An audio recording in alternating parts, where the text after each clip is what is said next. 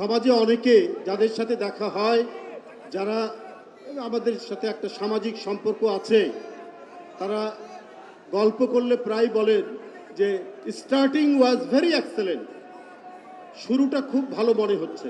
এই 2 মাসে বিএনপির সরকার, জনগণের নির্বাচিত সরকার, প্রধানমন্ত্রী তারেক রহমানের সরকার, শুরুটা আমাদের কাছে খুবই ভালো লাগছে। কারণ যা প্রতিশ্রুতি দিয়েছেন, আপনার কৃষকদের কার্ড, দরিদ্র জনগণের জন্য কার্ড, এরপরে আপনারা দেখেছেন যে যুদ্ধের কারণে আমাদের জ্বালানি তেলের কি সংকট, এই সংকট এখন আছে। এখন কোনো পেট্রোল পাম্পে কিলোমিটারের পর কিলোমিটার লাইন ধরে, কোনো লাইন ধরে না।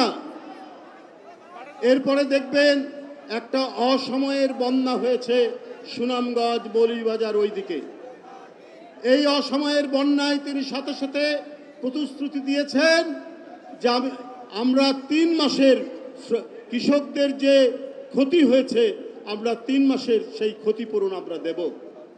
এটাই তো হলো ব্যবস্থাপনা, এটাই তো হলো দক্ষতা, এটাই তো প্রশাসনকে এবং জনগণকে ঠিক মতো পরিচালনা করার নিদর্শন।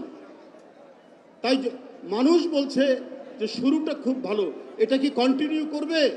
ভাই, যার প্রথমটা শুরু, যার সকালটা ভালো তার সারাদিনটাই ভালো, এটি একটি ইংরেজি প্রবাদ। আমরা বিশ্বাস করি ভাবেই যাবে। উপস্থিত ভাই ও বোনেরা, আমি 2টি ছোট্ট কথা বলে আমি শেষ করব। এখানে সবাই বলেছেন, যিনি নিজেকে শ্রমিক বলে দাবি করেছেন শহীদ রাষ্ট্রপতি জিয়াউর রহমান, তার স্ত্রী গণতান্ত্রিক আন্দোলনের এক অভূতপূর্ব আপসহীন নেত্রী। তিনি বলেছেন, আমি শ্রমিকের স্ত্রী। আজকের এই বিশাল শ্রমিক সমাবেশে তার জ্যেষ্ঠ পুত্র, আমরা জানি যে অনেক কাজ থাকার পরও অনেক কাজ তিনি সেখান থেকে না গিয়ে তিনি এখানে এসেছেন। বাবা মায়ের যে উত্তরাধিকার হয়, সঠিক উত্তরাধিকার, শুধু রক্তের উত্তরাধিকার নয়, আদর্শের উত্তরাধিকার তারেক রহমান সেটা নতুন করে প্রমাণ করলেন। বন্ধুরা, আবার এখন 2টি কথা শ্রমিকদেরকে নিয়ে। একটি হলো যে আজ থেকে 130 বছর আগে জার্মানির চ্যান্সেলর বিসমার্ক তিনি মিনিমাম ওয়েজেসের কথা বলেছেন, ন্যূনতম মজুরি তিনি প্রথম বলেছিলেন। এরপরে অনেক শ্রমিক আন্দোলন, অনেক অধিকার, অনেক কিছু ঘটে গেছে গোটা পৃথিবীতে। কিন্তু বাংলাদেশে এখনো ন্যাশনাল স্ট্যান্ডার্ড মিনিমাম ওয়েজেস এখনো এটা নির্ণীত হয়নি, এটা এখনো বাস্তবায়ন হয়নি। আজকেই আমি খবরের কাগজে পড়ছি, অদ্ভুত ব্যাপার, যে শ্রমিকের পুত্র তারেক রহমান তিনি এই বিষয়টা সর্বত্র বিবেচনা করবেন। এই যে জাতীয় ন্যূনতম মজুরির যে বিষয়টি, আজও পর্যন্ত সেটা নানাভাবে হয়েছে, কিন্তু একটা স্ট্যান্ডার্ড ন্যূনতম মজুরি এখন পর্যন্ত হয়নি।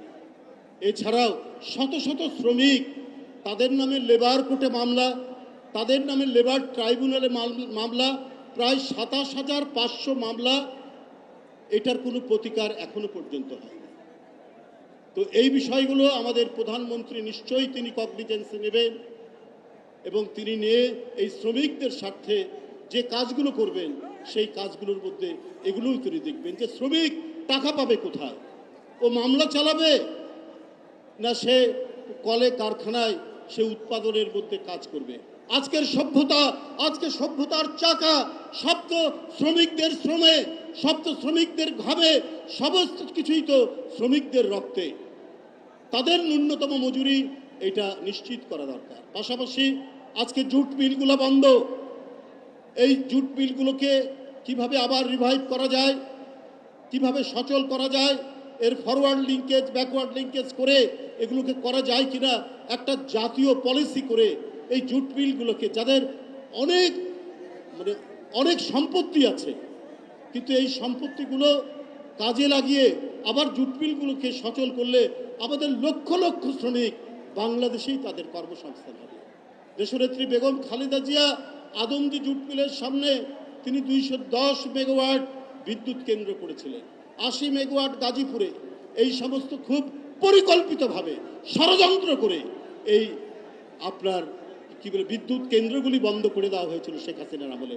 আত্মীয় স্বজনকে বেশি টাকায় প্রাইভেট কুইক রেন্টাল করার জন্য এই সরকারি বিদ্যুৎ কেন্দ্রগুলো বন্ধ করা হয়েছে। তো আমার বিশ্বাস এই বিষয়গুলি প্রধানমন্ত্রী দেখবেন এবং যথাযথ ব্যবস্থা নেবেন। আমার বক্তব্য শেষ। খোদা হাফেজ। বাংলাদেশ জিন্দাবাদ।